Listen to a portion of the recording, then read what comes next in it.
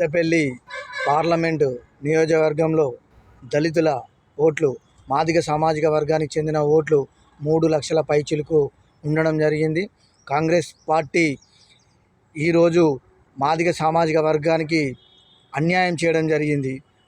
మాదిగ సామాజిక వర్గం ప్రతి నియోజకవర్గంలో ఓటు వేయడం వల్లనే కాంగ్రెస్ పార్టీ గెలవడం జరిగింది.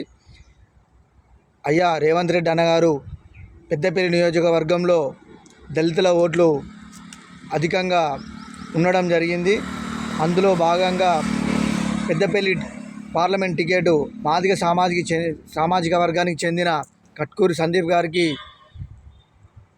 ఇస్తే మాదిగ సామాజిక వర్గం వన్ సైడ్ ఓటు వేసి పెద్దపల్లి పార్లమెంటు నియోజకవర్గం కాంగ్రెస్ పార్టీ 100కు 100% గెలుపు చేయడం జరుగుతుంది.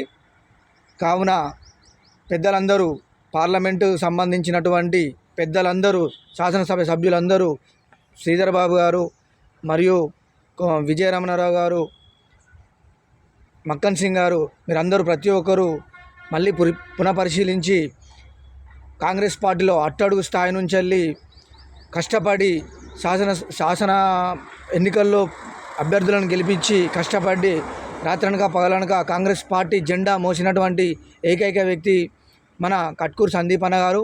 కావున కట్కూరి సందీప్ అన్న గారి గురించి మీరు ఒకసారి ఆలోచించి టికెట్ ఇప్పించి పెద్దపల్లి పార్లమెంటు నియోజకవర్గంలో కాంగ్రెస్ పార్టీ ఖచ్చితంగా సందీప్ అన్న నాయకత్వంలో గెలుపు ఖాయం.